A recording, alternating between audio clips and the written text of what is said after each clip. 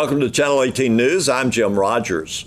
According to an exit interview given by Mike McCormick, field representative for insurance adjusters to the Hopkins County Commissioners Monday morning, the county has accomplished much in enabling firefighting and coverage for firefighting and the ability for firefighting.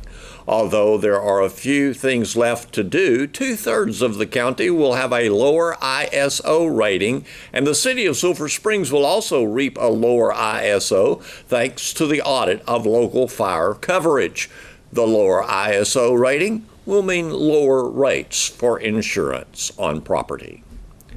Following an emergency meeting of the Sulphur Springs City Council Saturday morning at 9 a.m., the owner of the building at 200 Main Street is considering what to do about the side of the building fronting Gilmer Street. Thanks to a fire in the 1930s that burned half through some of the wall area that over the years has been buckling and cracking, the building is now unstable. Although adjoined the separate building that houses Secret Garden gift shop is safe and the retail establishment will remain open. At this time, Gilmer Street is closed off and the building wall must be shored up within 72 hours of the finding Saturday. The street, sidewalk, and parking area along the street are blocked. The sidewalk and parking area will remain closed after the walls are braced. A plan for repair of the wall is in place, but the cost of the repair will be a factor. The owner of the property is considering either repairing the wall or replacing the wall or removing the wall. The City Council announced the emergency meeting 14 hours prior to the meeting time, which is allowed by law if the named emergency is found to indeed be an emergency. Here's Don Julian with sports. The Lady Cats basketball team was cruising at the half against Princeton Friday evening at home, leading the Lady Panthers 32-15.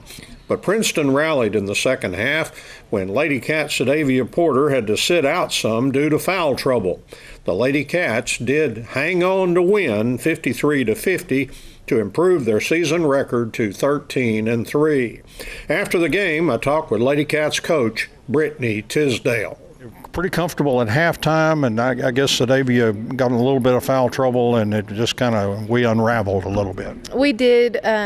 She got in foul trouble, so we had to sit her, and then none of my guards wanted to take the ball up the court. They were all arguing about who was going to take the ball up the court, and none of them wanted to do it, so that hurt us a lot. And then when T and Danielle and Sadavia got in foul trouble, they didn't want to come out the game, so they didn't want to foul out, so we gave up some easy baskets just because they were scared to foul. And so that hurt us. That let them get back in the lead. And then 25, making that 1-3 and then banking that one in, let them come up real quick, and it kind of set them off. They got fired up about it, and mine were too scared to foul to play defense. So we let them get back in it, but I'm just glad we held on to it and pulled out the lead.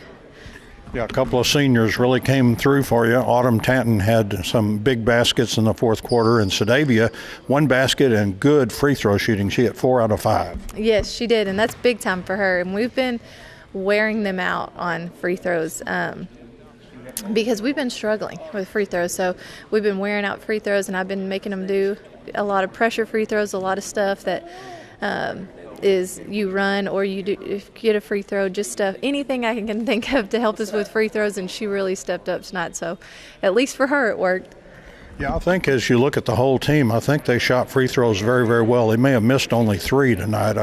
I may have not totally got that right, but it looked like good free throw shooting for the whole team. This was definitely our best free throw game. So if I have to keep doing that where they get running taken off, or if they make a free throw, I'll keep doing it. Whatever works, because tonight was our best free throw shooting game. All right. North Lamar will be coming in Tuesday. A special game for you, your old alma mater. How does that feel? Have you coached against them before? Has that happened before? Yes, because I coached at Paris, so of course that was our crosstown showdown. So I'm used to that. So playing them here, it's a lot less pressure because it was like you would think it was a state championship when it was Paris versus North Lamar. So Sulphur Springs versus North Lamar won't be so bad. Yeah, since they haven't been in our district for several years, and we've figured out a way to beat them lately anyway. So tell us about North Lamar, how they've been this season. They've been playing very well. I know they've had some games like ours where it didn't go their way, or it ended up being a rougher game than they had imagined, and things like that. But they've been a solid team, and they've been doing well. And I hear a lot of good things about them. And so for us, I think it will be a really good game for us. I think district-wise, seeing them will help us with district the way they play, and so I think we'll match up well with them, but I think it will be another good game for us. The Lady Cats will play North Lamar at Wildcats Gym Tuesday at 5:45 p.m. Both the Saltillo Lions and Lady Lions got victories over North Hopkins Friday.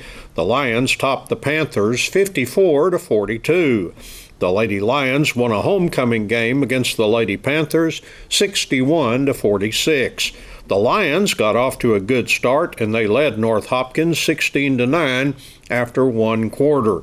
Saltillo led at the half 31-15 and 44-26 after three quarters. The Panthers actually outscored the Lions 16-10 in the fourth quarter, but it wasn't enough. For the Lions, Matthew Gurley had 18 points, Chris Bokhorst added 16 points, and Ben Moore had 14 points. Levi Hoover scored 4 points, and Eddie Oleo had 2 points. The Lions are now 10-6 for the season. The Lady Lions built a lead for 3 quarters so that they were able to survive a rough fourth quarter. The Lady Lions led 17-11 after one period, 38-16 at the half, and 56-30 after three quarters. The Lady Panthers did outscore the Lady Lions in the fourth quarter 16-5, but again, it wasn't enough.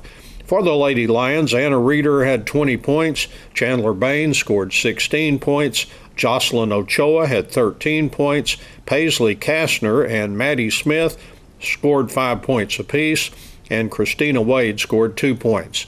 The Lady Lions are now 11-8 for the season, and both the Lions and Lady Lions play next at Campbell on Tuesday. Lady Lions will play at 6 p.m.